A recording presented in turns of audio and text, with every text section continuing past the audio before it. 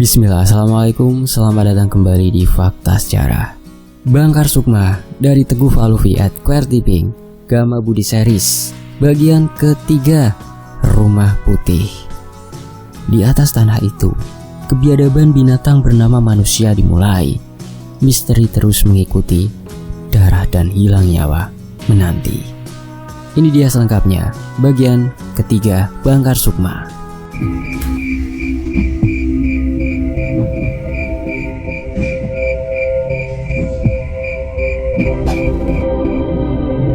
Rumah gubuk bertembokkan bilik tua dan berlantai papan kayu sedang melindungi sepasang suami istri parubaya dari gemburan hujan yang sangat deras malam ini. Pandangan mata mereka berdua terus saja memperhatikan cahaya kilat petir yang sudah berkali-kali mengeluarkan suara kerasnya menyambar bumi. Tatkala gelap malam semakin pekat, pintu rumah gubuk itu terus bergerak bersamaan dengan angin kencang yang menerpa.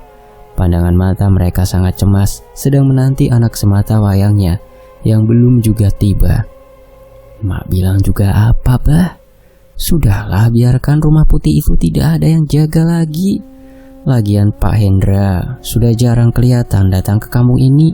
Setelah emak disuruh berhenti, sejak kedatangan Neng Sukma Ayu, yang sekarang entah kemana perempuan cantik itu. Malah sekarang Abah suruh Sumardi yang urus kebun dan taman rumahnya. Jangan sampai seperti kita, bah, kasihan. Suara Mak Saruni berusaha membuyarkan pandangan kosong suaminya, menyadarkan sebuah kenyataan hidup yang sudah mereka lalui berdua. Sebagai orang penting di rumah putih itu, Mak Saruni terus saja memandang wajah suaminya, tidak mengerti apa yang ada dalam pikirannya. Terlebih, dari tadi pandangan mata kosongnya itu tidak pernah lepas ke arah air hujan yang sedang membasahi bumi. Amanah, Mak. Sebelum Pak Hendra menyuruh Abah ini berhenti menjaga rumah itu, tidak bisa. Makanya beberapa hari ini Abah suruh si Sumardi yang meneruskan. Melihat kondisi Abah yang sudah tua ini, agar ia mengerti kenapa kita harus meninggalkan kampung ini. Terlebih, semua yang sudah kita ketahui cepat atau lambat akan menghantui kita. Mungkin sampai ajal menjemput, Mak. Maafkan Abah. Bah Didi Markadi berbicara tanpa melihat ke arah istrinya yang sedang dibalut kecemasan. Manakala sadar betul bahwa sebuah resiko besar yang sudah diambilnya sejak beberapa tahun kebelakang bekerja di rumah putih itu akan segera terjadi. Pikirannya terus berputar. Hatinya berkata sebuah keyakinan bahwa keputusan yang ia ambil adalah yang terbaik untuk saat ini dan kedepannya agar hidupnya aman dan tentram. Mereka berdua sontak langsung terbangun perlahan ketika melihat anaknya dari kejauhan sedang berjalan cepat ke arah rumah dengan menutupi kepalanya menggunakan daun pisang sebagai payung agar guyuran air hujan tidak sepenuhnya hinggap di tubuh Sumardi. Itu Sumardi, bah? Alhamdulillah. Iya, benar, Mak, itu Sumardi. Sumardi tahu betul apa yang sudah diketahuinya sejak menggantikan Bah Didi menjadi penjaga rumah dan tukang kebun di rumah putih, dan sudah waktunya tiba untuk menanyakan apa saja segala keanehan yang terjadi di rumah Pak Hendra. Bahkan hanya perlu beberapa hari saja sejak Bah Didi menyuruhnya menggantikan pekerjaan di rumah itu. Dengan nafas yang masih ngos-ngosan, juga tubuh yang sudah kedinginan, Sumardi langsung memberikan salam kepada Abah dan emaknya. Pikirannya sudah bulat untuk langsung berbicara malam ini juga, karena rekaman kedua bola matanya tadi sore di rumah putih hampir saja mencelakai hidupnya, bahkan sampai kehilangan nyawa. Bah, rumah putih itu tidak benar-benar kosong. Siapa sebenarnya perempuan yang masih ada di dalam rumah itu? Sudah berkali-kali Ardi dengar teriakan-teriakan kesakitan. Bukannya Pak Hendra dan istrinya sudah beberapa bulan tidak tinggal di rumah itu lagi?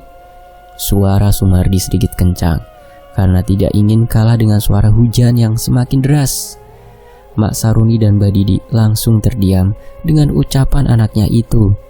Tidak menyangka hal yang selama ini mereka berdua berusaha keras tutupi, bukan kepada anak semata wayangnya saja, bahkan kepada seluruh kampung Marakayangan. Akhirnya malam ini ditanyakan juga. Cepat berkemas, Mak. Ini yang Abah takutkan. Kamu sudah melihatnya juga, Ardi.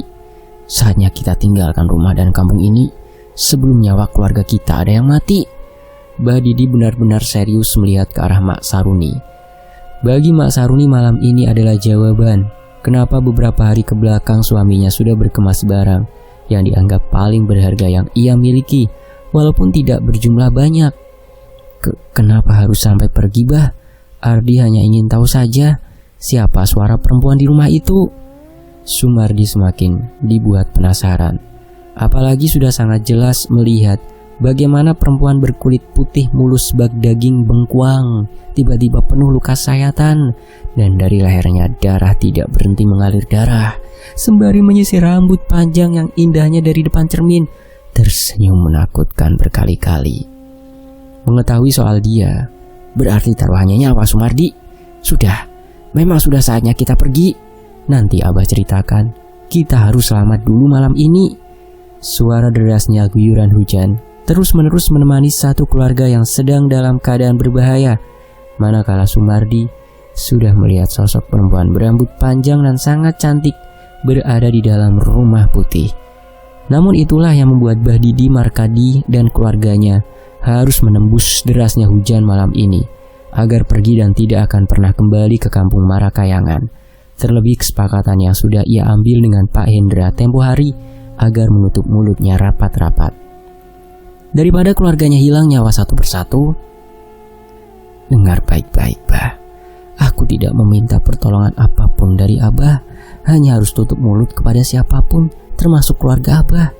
Tapi Abah harus tahu, dia tidak akan pilih nyawa agar bisa menemaninya di sana sebelum ada yang menebusnya setelah aku.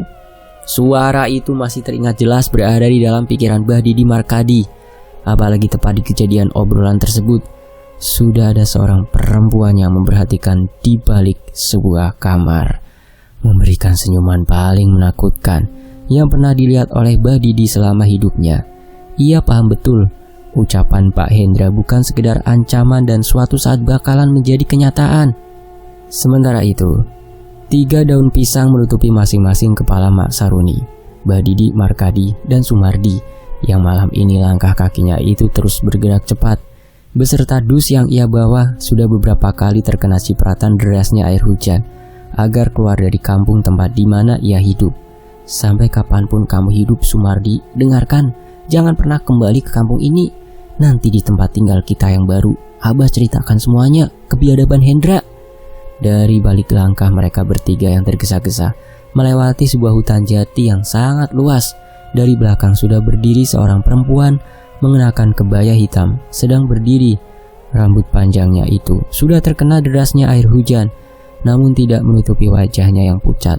Air hujan itu hanya bisa menyingkirkan darah yang terus-menerus keluar di bagian lehernya, menarik paksa agar keluarga Sumardi segera berbalik badan.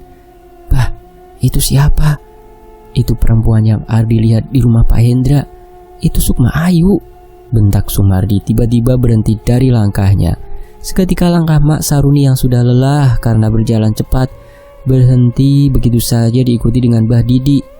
Neng Ayu, itu Sukma Ayu, Bah. Bukan, Mak, bukan Sukma Ayu. Sukma Ayu sudah mati dijadikan persembahan oleh Hendra di sebuah loweng. Ayo pergi cepat, biarkan saja, bukan salah kita. Tolong aku. Seketika suara melengking teriakan minta tolong mereka bertiga dengar dari sosok perempuan yang kini perlahan wajahnya berubah, bukan lagi pucat, melainkan merah. Apalagi darah di lehernya terus mengalir, menyatu dengan air hujan yang semakin deras. Sukma Ayu akan menanti nyawa-nyawa manusia biadab lainnya untuk tinggal bersama pada sebuah perjanjian di rumah putih itu. Terlebih baginya, rasa sakit yang sedang ia rasakan membuatnya semakin yakin bahwasanya akan bisa menularkan rasa sakit itu kepada siapa saja yang sudah bersama Hendra, harus mati bersamanya. Sukma Ayu akan sabar menanti hari itu dan yakin pada satu lelaki yang pernah bersalaman dengannya, bahkan terlihat menyukai dirinya, suatu saat akan meneruskan kebiadaban Hendra menjadi sebuah rantai kematian paling keji dan akan sulit untuk terputus. Sementara itu, di masa yang lalu, tidak pernah terdengar lagi kabar salah satu pun warga kampung Marakayangan yang kelaparan. Anak-anaknya warga kampung tidak bisa sekolah Atau bingung mencari bantuan ketika ada salah satu warga ada yang sedang sakit? Hampir semua warga sepakat dan sudah mengalaminya dengan menyebut nama Pak Hendra. Seketika semua masalah apapun di kampung Marakayangan bisa selesai dengan waktu yang cepat, walaupun tidak langsung dari tangan Pak Hendra, melainkan orang kepercayaan atau penjaga rumahnya, yaitu Mbah Didi Markadi, atau pembantu di rumah Nan Megah, yaitu istri Mbah Didi, yaitu Mak Saruni, yang lebih tahu bahwa majikan perempuannya sangat bersikap dingin sekali. Sepatah dua patah kata tidak mungkin keluar dari mulut Ibu Indah Indriani sembarangan. Warga kampung menjuluki Rumah Putih saking terlihat besar dan mempunyai cat dinding berwarna putih. Juga Pak Hendra terkenal selalu berganti-ganti istri selain Ibu Indah. Sudah tidak terhitung berapa perempuan yang sudah dinikahinya itu. Namun bisa membuat para warga heran juga semua istrinya selalu dibawa ke rumahnya. Dan hal itu masih menjadi pertanyaan besar juga, misteri untuk para warga kampung, terlebih Mbah Didi maupun Mak Saruni. Tidak pernah berbicara banyak soal keluarga Pak Hendra. Ardi, ayo ikut Abah hari ini ke Rumah Putih. Banyak pekerjaan di sana. Mana mau ada 2 tamu hari ini, bantu rapihkan taman dan rumput-rumput. Sontak membuat Sumardi yang biasa dipanggil Ardi itu melepaskan ayam jago yang sedang dimandikannya pagi ini. Apalagi memang sudah sering Ardi membantu abahnya. Terlebih Ardi selalu mendapatkan kabar-kabar miring tentang keluarga Hendra dari teman seumuran atau warga kampung yang penasaran pada keluarga Hendra. Membuat penasaran itu juga tumbuh beriringan dengan usia Sumardi yang semakin dewasa. Hayu bah, lagian emak juga pagi banget tadi udah berangkat. Mau masak katanya di rumah itu. Lelaki Parubaya sudah berjalan berdampingan dengan anak muda semata wayangnya itu, menelusuri jalanan kampung. Karena Mbah Didi bisa dibilang orang paling tua di kampung Marakayangan, para warga memanggilnya dengan sesepuh. Apalagi sangat segan bisa berada dekat dengan keluarga Pak Hendra. Namun sama sekali tidak berdampak pada kehidupannya. Rumahnya masih gubuk bertembokkan bilik tua. Jauh lebih bagus dari tetangganya yang menaruhkan seluruh hidupnya itu kebanyakan di ladang sawah. Memangnya siapa bah tamu yang akan datang? Tumben. Lagian sudah lama juga Abah tidak ajak Ardi ke rumah itu. Pertanyaan Sumardi hanya mendapatkan jawaban sebuah elusan berkali-kali di kepalanya dengan sebuah senyuman dari Mbah Didi. Walaupun Mbah Didi menyadari anaknya pasti akan mempunyai penasaran yang sama dengan warga kampung, namun kemudian akan seketika lenyap oleh kebaikan Pak Hendra. Dari kejauhan, Sumardi melihat hamparan luas rumput-rumput hijau dan sebuah gerbang rumah yang sangat megah. Bukan hanya Sumardi yang kadang tidak percaya di kampungnya ini sudah lama berdiri sebuah rumah yang mempunyai 4 pilar beton yang besar menunjang gagah Rumah Putih. Dengan sebuah kolam ikan di depan rumah tersebut yang sangat besar dan indah, ditemani beberapa pot-pot besar yang berisikan bunga-bunga yang tidak pernah ia lihat dimanapun selama hidupnya, kecuali di rumah Pak Hendra ini.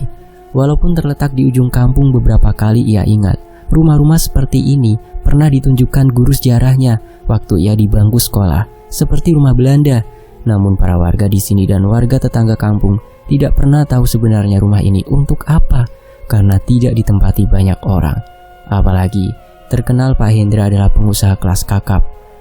Hampir kita telat, ayo Ardi cepat, tamunya itu di belakang.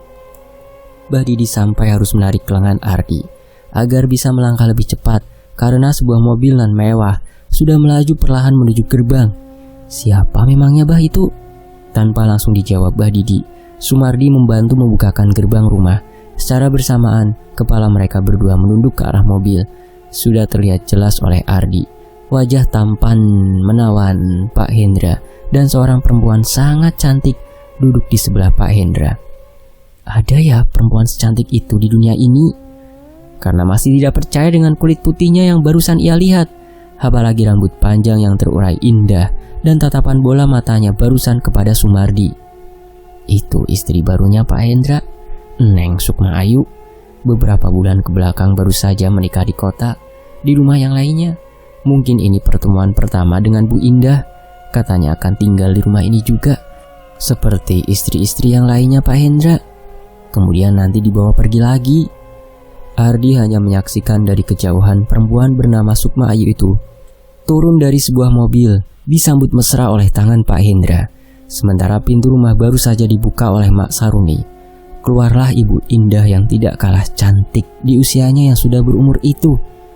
Tapi sudahlah, jangan terlalu tahu soal Pak Hendra. Jika bukan takdir, tidak sudi rasanya Abah bertahun-tahun kerja di rumah ini. Siang nanti ada 1 atau 2 tamu lagi yang datang. Sana, cepat kerja dulu, lanjut Bah Didi. Kemudian menyuruh Ardi bekerja pagi ini, merapihkan tanaman di samping rumah. Sementara Bah Didi langsung berjalan cepat. Manakala dari kejauhan, Pak Hendra dengan perawakan yang gagah itu melambaikan tangannya. Ucapan Bah Didi tidak menyangka akan langsung membuat Sumardi hanya bisa terdiam heran, membuat pikirannya berputar seketika. Kenapa tidak berhenti saja, Bah? Kalau begitu, kan tidak susah, Bah. Dengan masih memandang ke arah Sukma Ayu yang kini sudah masuk ke dalam rumah. Seketika, Sumardi bisa langsung terpesona pada aura kecantikannya. Namun ia malah melihat jelas Abah dan maknya itu sedang berbicara serius. Apalagi Mak Saruni terlihat dengan wajah cemas dan ketakutan. Di bawah terik sinar matahari yang terus meninggi hari ini, Sumardi dengan tanggap melaksanakan pekerjaan menggantikan Bah Didi. Karena Bah Didi dan Mak Saruni masih berada di dalam rumah, membantu menyiapkan makanan untuk Sukma Ayu. Dari jendela yang besar dan mewah, ia melihat Pak Hendra, Ibu Indah dan Sukma Ayu baru saja duduk di meja makan, membuat Sumardi melihat jelas percakapan hangat mereka bertiga. Walaupun anehnya, ia melihat beberapa kali tatapan mata Pak Hendra ke arah Sukma Ayu, seperti mempunyai tujuan lain ketika Sukma Ayu berbincang dengan Ibu Indah. Begitu banget tatapannya, kayak mau berbuat kejahatan saja. Padahal itu kan istrinya. Mulut Sumardi seketika berbicara, saking herannya dengan kelakuan Pak Hendra. Karena sadar tertangkap basah oleh Pak Hendra sedang memperhatikannya, Sumardi kembali bekerja lagi, malah dengan cepat langsung berpindah tempat. Namun kejadian barusan sudah cukup membuatnya merasa curiga. Apalagi selisih usia Sukma Ayu dan Pak Hendra benar-benar jauh, bak langit dan tanah. Apalagi kini malah dari arah dapur lambaian tangan Mak Saruni sudah memanggil Ardi. "Ardi, sudah sana pulang," bisik Mak Saruni tergesa-gesa. "Belum beres, Mak, pekerjaan Ardi," membuatnya semakin heran dengan beberapa kejadian hari ini. "Tidak apa-apa, mending sana pulang. Cepat. Satu lagi taman sebelah sana. Udah itu Ardi pulang, Mak. Kasihan pekerjaan Abah hari ini banyak kalau tidak Ardi bantu." "Ya sudah, cepat kerjanya. Mau banyak tamu, bahaya," membuat Mak Saruni kembali ke dalam dapur. Segala bahaya, memangnya mau ada apa? Tetap saja membuat Sumardi harus berpindah tempat ke arah taman sebelah untuk melanjutkan pekerjaannya. Untuk kedua kalinya, ia merasakan sebuah keheranan yang tidak biasa kedua orang tuanya lakukan. Bayangan kecantikan Sukma Ayu terus saja berada di pikiran Sumardi, apalagi di usia matangnya sekarang. Banyak anak muda seumurannya sudah menikah. Gunting rumput berukuran besar terus saja ia gerakan agar cepat menyelesaikan pekerjaannya hari ini. Tidak lupa ia juga merapikan bunga-bunga yang tumbuh begitu indah. Pikirannya malah membayangkan bagaimana ia bisa memiliki dengan utuh Sukma Ayu. Padahal baru saja ia melihatnya hari ini. Bahkan terik matahari yang semakin panas dan keringat yang bercucuran membasahi tubuhnya tidak membuatnya berhenti dari bayangan itu. Lah, kenapa berdarah lehernya? Tiba-tiba bayangannya yang sedari tadi memikirkan Sukma Ayu malah kini membayangkan leher Sukma Ayu mengeluarkan banyak darah tanpa ia pahami kenapa penyebab hayalannya menjadi seperti itu.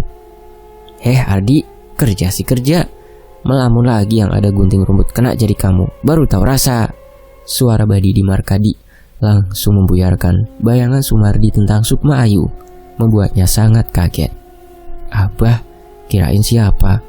Kirain saja kamu ini kerja sambil senyum-senyum. Abah lihat dari kejauhan. Mak kamu tuh di dapur sudah suruh kamu pulang." "Ini belum beres, Bah. Tinggal dekat jendela sebelah sana, sedikit lagi." Tunjuk Sumardi ke arah jendela di mana Pak Hendra dan Ibu Indah tiba-tiba berdiri meninggalkan Sukma Ayu, duduk seorang diri. Baru saja Sumardi melepaskan gunting rumput dan mengelap keringatnya berkali-kali. Tiba-tiba terlihat sebuah mobil mewah memasuki gerbang yang belum sempat Mbah Didi tutup. Namun ia melihat keanehan dari tatapan wajah Mbah Didi, langsung menggelengkan kepalanya. Ketika lelaki jauh lebih muda dari Pak Hendra turun dari mobil, diikuti lelaki tua dengan penampilan yang berbeda, mengenakan baju dan celana yang serba hitam. "Siapa Bah mereka itu? Abah kenal?" Mbah Didi hanya menganggukkan kepalanya saja. "Ingat-ingat oleh kamu Ardi, dua nama orang itu, Haji Prianto dan Ki Sarmadi, teman-teman Pak Hendra." Suara Mbah Didi tiba-tiba menjadi tegang dan serius, seperti memberikan pertanda kepada anak semata wayangnya untuk dua orang yang baru Sumardi lihat hari ini.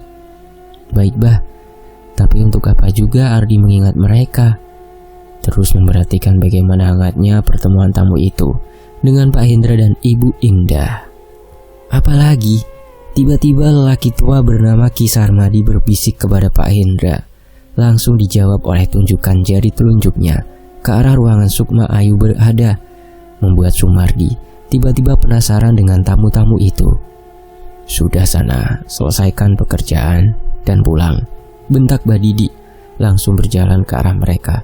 Sementara Sumardi melangkah dengan detak jantung yang cepat untuk membersihkan rumput di dekat jendela.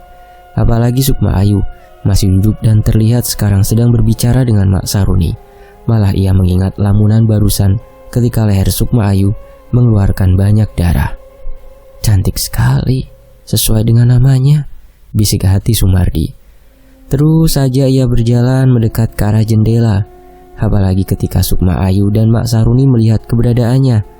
Bahkan tatapan dan gerakan kepala Mak Saruni sudah sangat cemas dan menyuruh Sumardi untuk tidak berada di dekat jendela. Karena Sumardi tahu pekerjaannya tinggal sedikit lagi. Untuk merapihkan rumput-rumput ia langsung bergerak cepat. Apalagi sudah terlihat Pak Hendra, Ibu Indah, Pak Haji Prianto, dan Ki Sarmadi perlahan memasuki rumah. Disusul langkah Mbah Didi dengan keringat yang terus bercucuran membasahi tubuhnya. Sumardi terus saja menggerakkan gunting yang berukuran tidak kecil itu. Walaupun anehnya kini ia melihat jelas usapan tangan Ki Sarmadi mendarat di kepala Sukma Ayu membuatnya sangat heran. Bukan seperti orang yang baru pertama berjumpa. Apalagi ketika Pak Hendra menyuruh Pak Haji Prianto bersalaman dengan Sukma Ayu. Pandangannya terlihat jelas oleh Sumardi. Pak Haji Prianto seperti orang yang jatuh hati pada pandangan pertama. Hal itu juga dilihat oleh kedua orang tua Sumardi. "Aneh Pak Haji dan kakek tua itu," bisik hati Sumardi. Apalagi kini ia tertangkap basah kembali oleh Sukma Ayu. Walaupun kini wajah putih dan cantik itu tiba-tiba terlihat pucat dengan Ki Sarmadi yang duduk di sebelahnya. "Ardi, sini!" Suara teriakan kencang membuyarkan tatapan matanya dengan Sukma Ayu. Ia langsung berjalan cepat ke arah Mak Saruni. "Apalagi Mak, ini baru selesai." "Sudah, pulang cepat," bentak Mak Saruni. Padahal ingin rasanya Sumardi bertanya tentang apa yang baru saja dilihatnya barusan. Namun karena tidak biasanya Mak Saruni terlihat marah, membuat ia tidak mempunyai pilihan lain kecuali menuruti ucapannya. Bahkan ketika ia sudah keluar dari halaman rumah putih yang sangat luas, ia melihat Mbah Didi dan Mak Saruni sedang berbicara serius, membuat Sumardi merasakan sebuah penasaran yang semakin tinggi menyelimuti pikirannya. Apa yang sebenarnya terjadi pada Sukma Ayu? Bisik hati Sumardi. Semua kejadian barusan menemani langkahnya menuju rumah. 6 bulan kemudian, kabar Sukma Ayu adalah istri berikutnya Pak Hendra sudah menyebar luas, bahkan sampai ke seluruh pelosok kampung Marakayangan. Bukan sebuah kabar yang baru atau aneh dengan kebiasaan menikah Pak Hendra. Namun yang menjadi begitu hangat karena beberapa kali warga kampung melihat Sukma Ayu dengan kecantikan yang ia miliki mampu memberikan pesona kepada siapa saja warga kampung yang pernah melihatnya. Walaupun tidak ada yang pernah tahu Sukma Ayu itu berasal dari mana, apalagi tidak pernah lepas dari gandengan tangan Pak Hendra, membuat para warga kampung selalu salut dan heran kenapa bisa satu rumah dengan istri pertamanya. Dan ini bukan kali pertama, walaupun hampir semuanya mengetahui bahwa rumah yang Pak Hendra miliki di kampung ini bukan satu-satunya. Sudah tidak pernah ada obrolan lagi perihal Sukma Ayu, karena pernah satu waktu malam Sumardi tanyakan kepada Mbah Didi dan Mak Saruni, hanya mendapatkan bentakan dari Mak Saruni. "Ardi, tidak penting kamu harus tahu soal keluarga Hendra. Untuk apa juga?" Membuat Sumardi hanya bisa melupakan kejadian hari itu.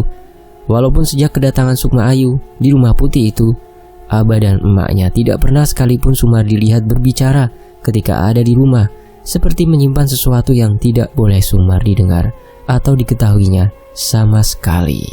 "Tumben ya Ardi, Abah kamu ini belum pulang, padahal sudah larut malam." Suara Mak Saruni membuyarkan konsentrasi Ardi yang sedang melinting tembakau di tengah rumah gubuknya. "Paling masih di rumah Pak Hendra, Mak, atau ada pekerjaan yang belum selesai saja.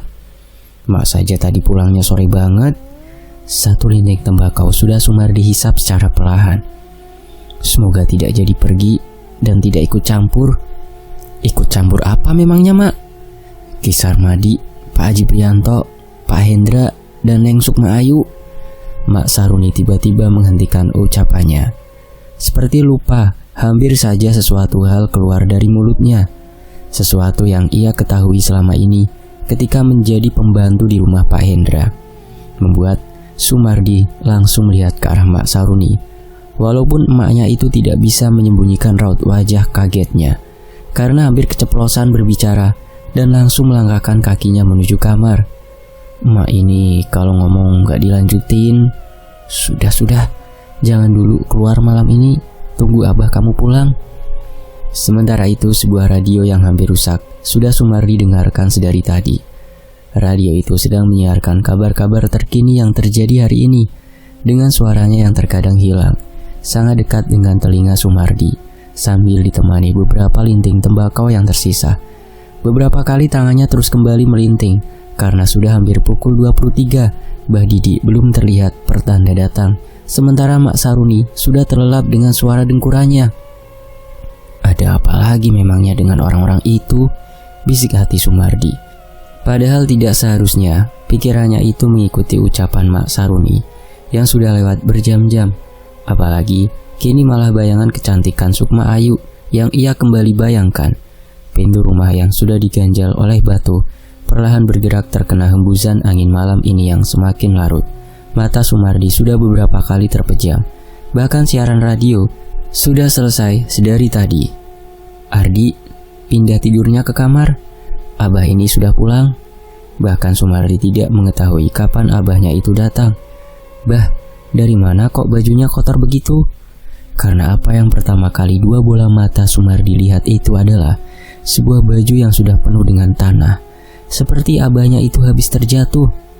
"Oh itu, biasa, banyak kerjaan di taman sama di kebun saja. Sudah sana pindah tidurnya." Abah Didi berusaha tenang, dengan perlahan mengambil baju kotornya yang berserakan di lantai. Dengan masih menahan ngantuk, Sumardi beranjak bangun. Di bawah cahaya kuning lampu rumah yang hampir padam itu, malah Sumardi melihat hal lain dari celana yang masih menempel di Mbah Didi. "Darah. Kenapa ada darahnya di celana Abah?" bisik hatinya perlahan. Padahal sebelum masuk ke kamarnya, Sumardi akan menanyakan hal itu, namun kalah cepat dengan Mbah Didi yang sudah berjalan ke arah dapur. Sudah beberapa kali Sumardi berusaha memejamkan matanya, namun tetap saja malah ia begitu penasaran apa yang sudah diperbuat abahnya. Apalagi baru pertama kali pulang larut malam dengan keadaan kotor, bahkan terdapat darah di celananya itu yang kini ia ingat. Darah yang tidak sedikit, walaupun hanya bercakan saja. "Abah kapan pulang?" bisik suara Mak Saruni. Tiba-tiba Sumardi dengar jelas, karena antara kamar emak dan abahnya itu hanya terhalang sebuah bilik. "Barusan, jangan berisik Mak." Karena mendengar hal yang mencurigakan, membuat Sumardi menggulingkan tubuhnya perlahan agar dekat dengan bilik penghalang, apalagi kamarnya tidak begitu luas. "Abah tidak ikut campur urusan mereka kan?" emak dengar teriakan beberapa kali di kamarnya. Tidak Mak, tidak sama sekali." Tapi Abah disuruh ikut dan tidak bisa menolak ancaman Pak Hendra dan Pak Haji Prianto. Apalagi Ki Sarmadi menjamin Abah akan aman. Sumardi yang sedang mengintip pembicaraan tegang dan serius Abah dan emaknya langsung dibuat bingung dengan suara teriakan yang dimaksud Mak Saruni. Jadi Abah ikut juga. Suara Mak Saruni semakin pelan, namun masih bisa Sumardi dengar. Iya Mak, satu mobil. Tujuan mereka Leuweung Sanja Getih ternyata. Abah hanya menunggu di mobil karena penasaran Abah melihat ritual mereka. Darah Mak, darah. Sudah mati sekarang mungkin itu persembahan. Abah tidak paham. Innalillahi, tidak menyangka tujuannya itu. Sudah Pak, sudah. Sepertinya mereka tidak tahu Abah mengintip Mak.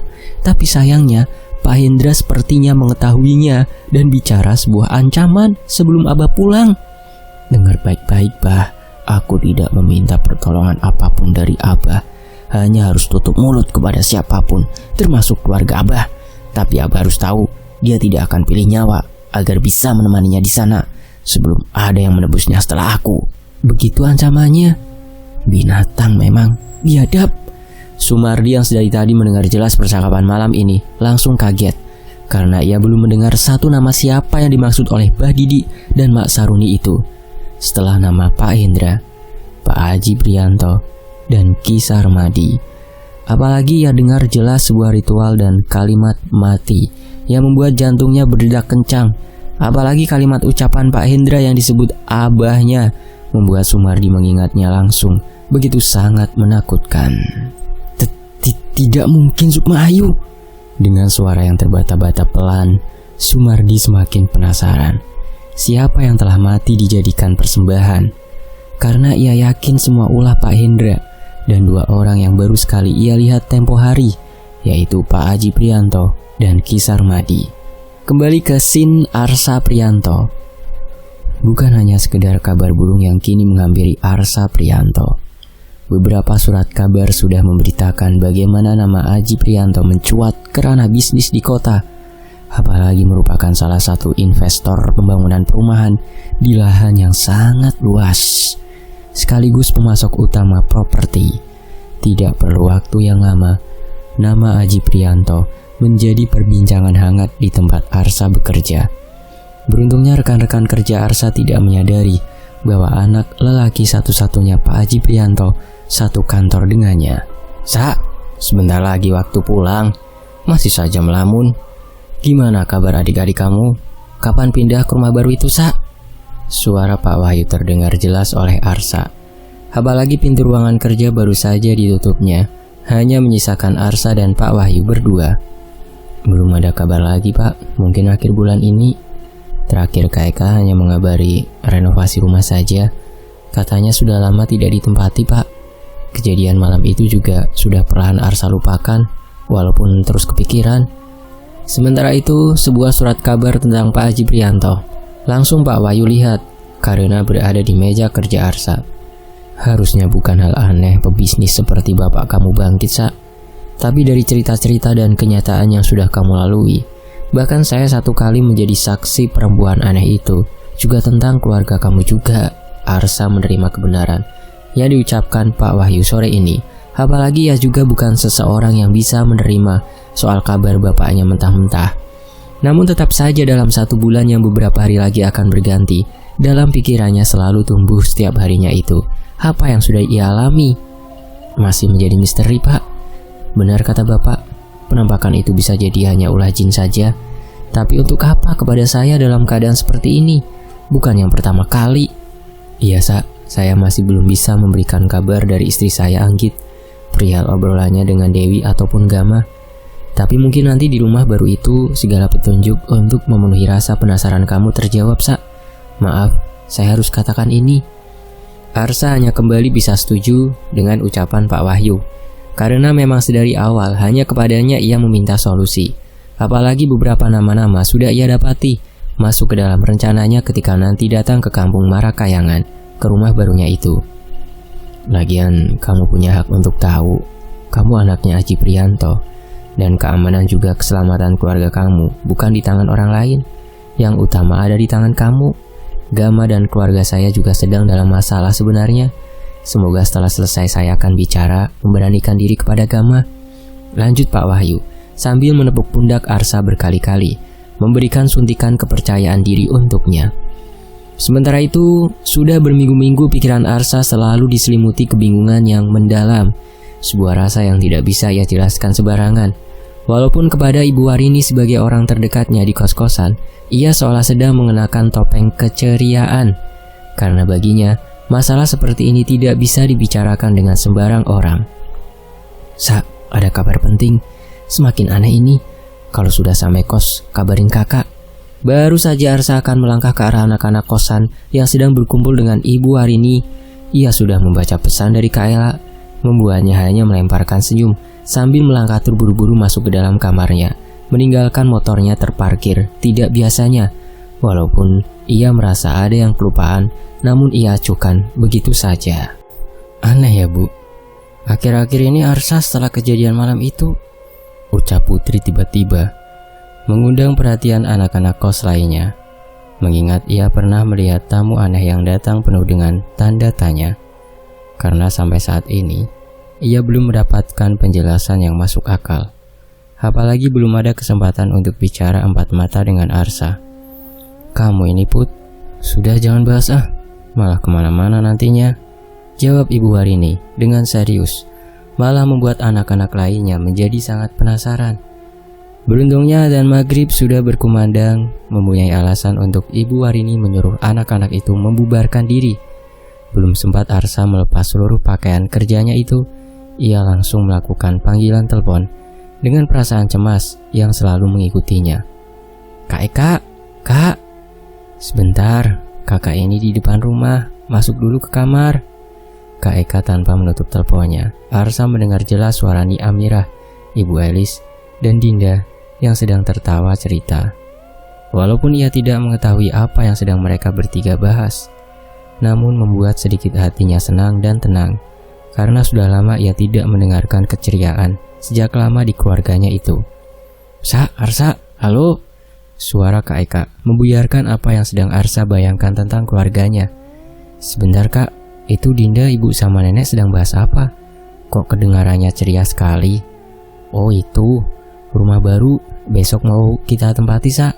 Mereka sedang melihat gambar kamar dan banyak ruangan di rumah itu. Nanti kakak kirim alamat lengkapnya.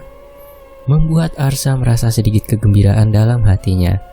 Walaupun tetap saja, kecemasan sedang menguasainya sejak 1 bulan ini. Tapi ada yang lebih penting dari kabar itu, Sa. Lanjut Kak Eka dengan tegang. Beruntungnya kumandang adzan maghrib baru saja selesai, membuat Arsa bisa mendengar lebih jelas suara kakaknya itu, yang kini sama dengannya, cemas. Apa itu Kak? Kabar Bapak lagi ya? Sudah 3 kali dalam seminggu ini. Bilangnya selalu melihat rumah baru dalam perbaikan. Tapi setiap pulang ke rumah tengah malam, bajunya selalu kotor kayak pulang dari hutan. Setelah itu membuat pikiran Arsa semakin menduga Pak Haji Prianto pergi ke sebuah tempat yang sama sekali belum bisa Arsa ketahui.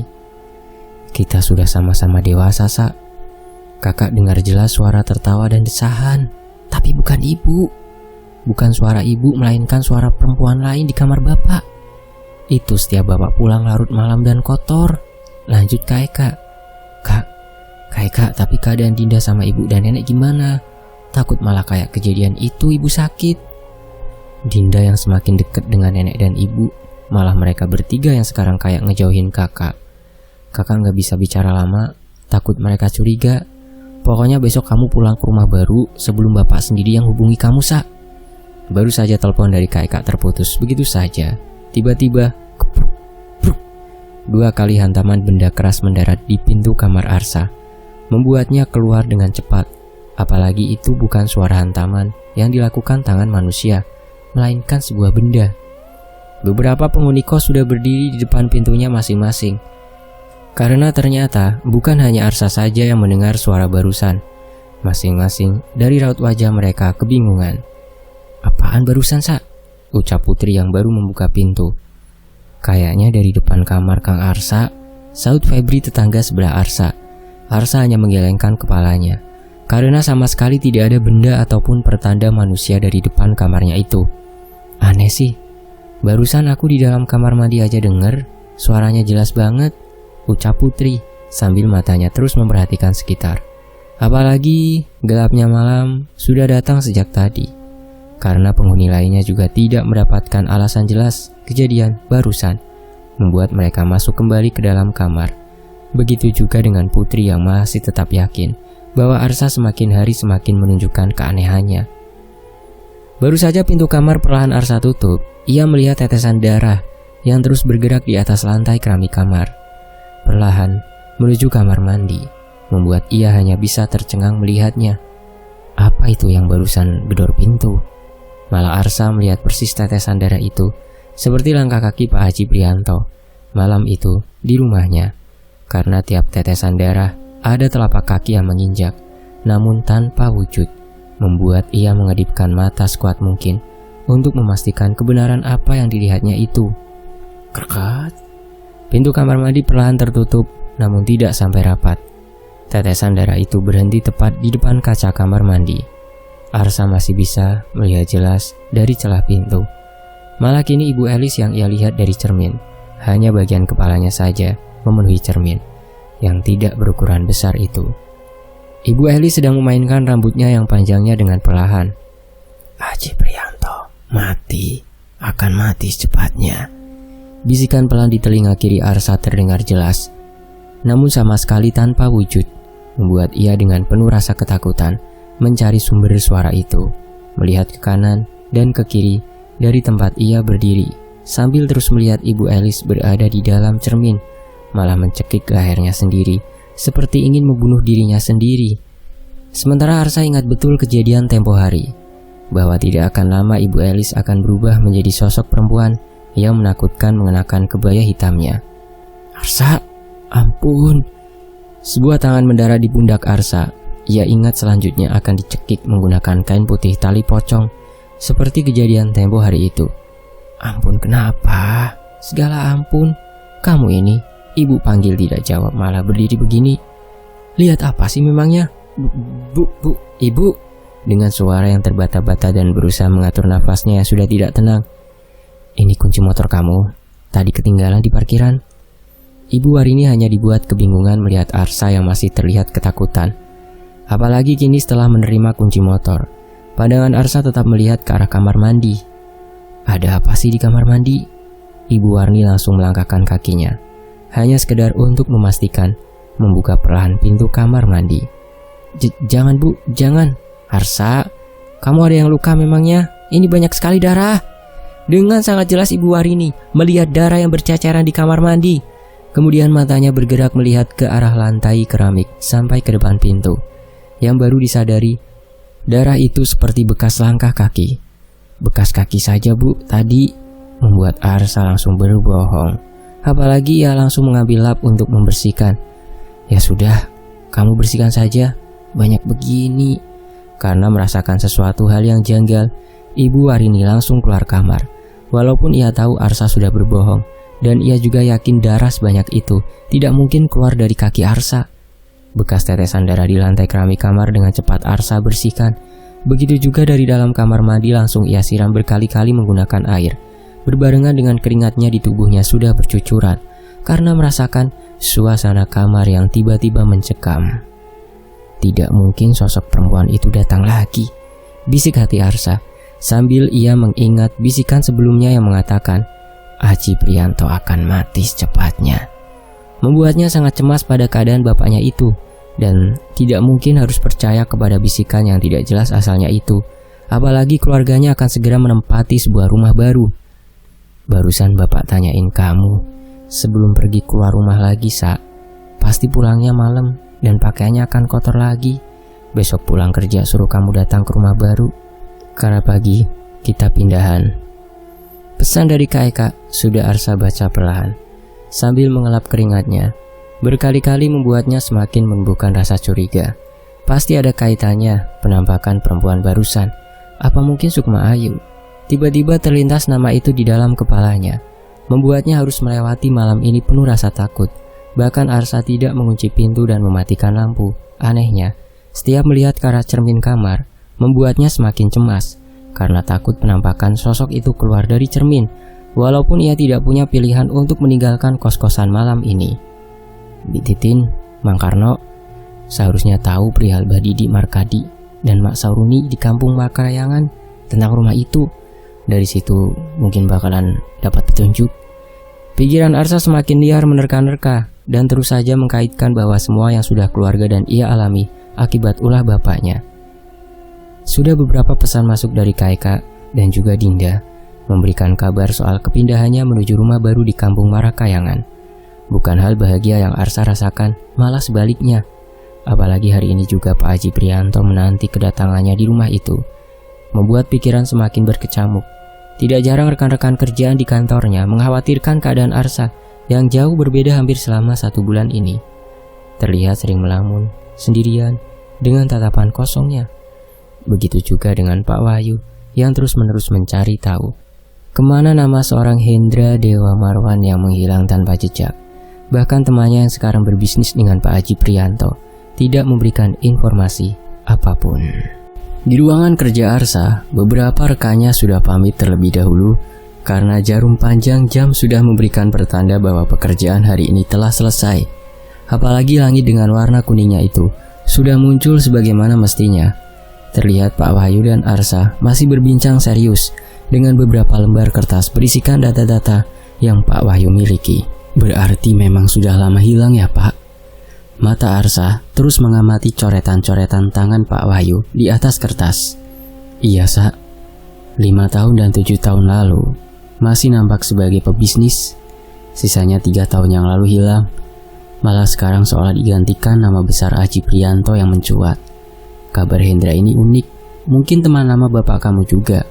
Masih ingat kamu pernah nyebut beli rumah itu Pak Haji dari temannya? Pak Wahyu terus saja menjelaskan kemungkinan bahwa bapaknya Arsa merupakan teman dekatnya karena sebelum 2 tahun terkena kasus penipuan ada nama Hendra dan Haji Prianto dalam satu bisnis besar, namun lenyap tanpa jejak. Iya Pak, benar. Apalagi sekarang Arsa pulang untuk menemui keluarga, termasuk bapak ke rumah baru di kampung Marakayangan.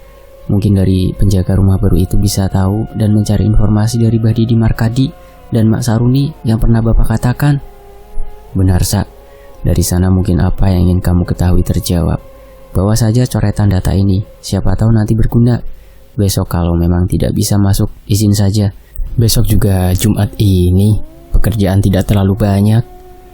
Sudah tidak ada pesan yang Arsa balas sekalipun dari Kaeka dan Dinda. Hanya membaca sebuah alamat rumah yang terus ia hafalkan untuk nantinya bertanya. Kendaraan roda 2 yang Arsa kemudikan sudah melahap jalanan kota malam Jumat ini untuk menuju alamat yang diperkirakan lebih dekat daripada waktu kepulangannya menuju rumah lama. Tidak terlalu jauh, harusnya tiba lebih cepat. Terus saja pikirannya berputar, bukan tentang perubahan cepat keluarganya lagi, melainkan kebingungan dari mana Arsa bisa mengetahui bisnis bapaknya itu. Terlebih tentang keanehan yang sudah ia lalui dan alami selama ini. Lebih cepat setengah jam, roda 2 kendaraan Arsa sudah memasuki sebuah patokan jalan menuju kampung Marakayangan yang ternyata tidak mempunyai jalan yang begitu mulus. Setelah keluar dari jalanan kota, namun ia tetap yakin bahwa jalan yang dilaluinya benar. Karena malam semakin larut, belum ia temukan orang-orang atau sebuah warung yang bisa digunakan untuk bertanya. Sebuah pematang sawah yang sangat luas dan beberapa kebun-kebun kini sudah ia lalui juga. Suara-suara binatang malam dari persawahan juga sudah ia dengar. Namun sama sekali belum menemukan patokan jalan. Padahal sudah beberapa kali sambil mengemudi membaca pesan dari Kaeka yang memberinya alamat lengkap. Malah kini hanya rumah warga yang terpisah-pisah jaraknya yang Arsa dapati. Karena sudah semakin masuk ke dalam sebuah perkampungan, dari kejauhan sebuah pos roda sudah ia lihat jelas. Apalagi terdapat beberapa orang, membuatnya merasa lega dan bisa untuk bertanya. Pak, maaf, mau tanya alamat. 3 orang berumuran jauh lebih tua langsung melihat aneh ke arah Arsa. Kumaha Jang, mau tanya apa? Dengan nada khas dan ramahnya, langsung mendekat. Beruntungnya Arsa sangat hafal dengan bahasa lain selain bahasa sehari-hari yang ia gunakan. Iya Pak, punten, maaf, ini sebelah mana rumahnya? Katanya di kampung ini. Dengan cepat Arsa menyebutkan alamat rumah barunya itu. "Oh, imah Pak Haji, nu boga imah anyarnya. Sebelah sana di ujung banget, lurus." Anehnya ketika mendengar nama Pak Haji, dua orang lainnya menatap Arsa semakin heran. Namun berhasil Arsa jelaskan, menyebutkan bahwa Pak Haji adalah orang tuanya. "Mang Karno sama Bititin itu yang kerja di sana, gak disangka mau, tahu dulu gimana," ucap salah satu bapak-bapak, namun terdengar jelas oleh Arsa. Apalagi memang dua nama orang itu sudah Arsa ketahui, walaupun membuat kecurigaan kembali hadir tentang rumah itu, yang hanya baru Arsa ketahui dibeli bapaknya dari Pak Hendra. Pasti warga kampung sini tidak asing dengan nama Pak Hendra. Mungkin tidak sulit nantinya mencari tahu nama Mbah Didi Markadi dan Mak Saruni, penjaga rumah sebelumnya. Setelah berada di ujung kampung, barulah dari kejauhan, cahaya terang dan megah dan mewah itu membuat kedua bola mata Arsa dibuat sangat kagum.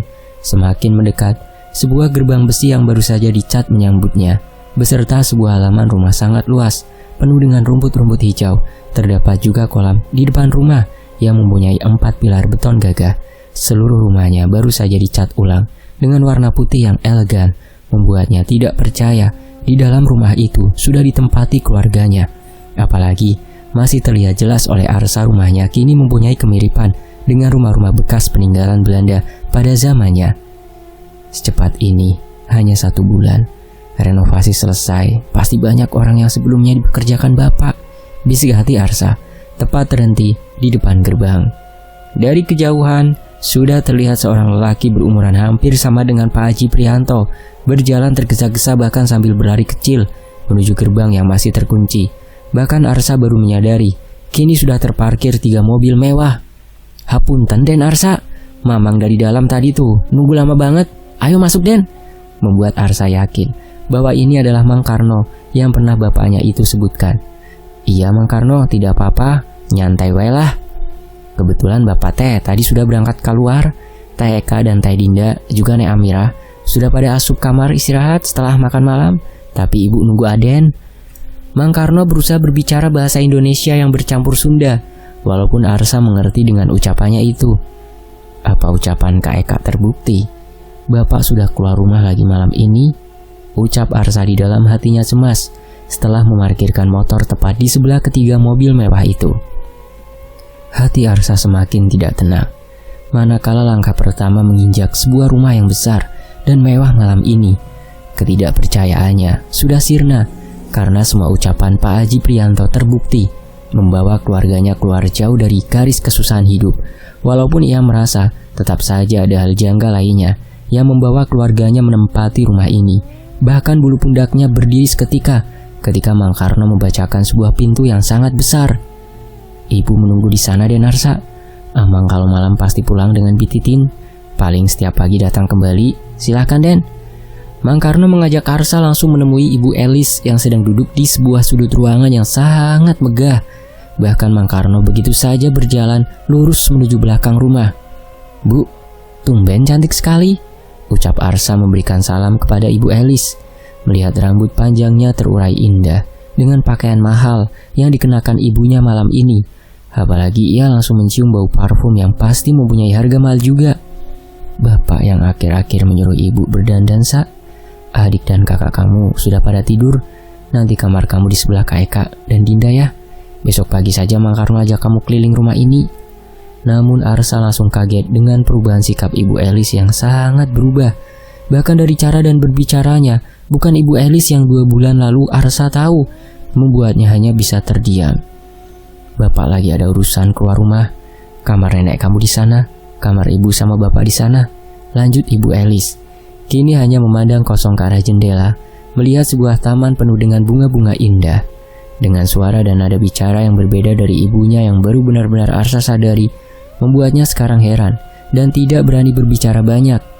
"Baik Bu, Ibu kenapa kelihatannya berubah sekali? Apa karena menjadi orang kaya sekarang seperti ini? Seperti bukan Ibu yang Arsa ketahui." "Bukan hal yang perlu kita bahas. Bapak menyuruh kamu tinggal di rumah ini. Besok atau lusa, bawa saja semua barang-barang kamu di kosan. Mobil di depan satu untuk kamu gunakan.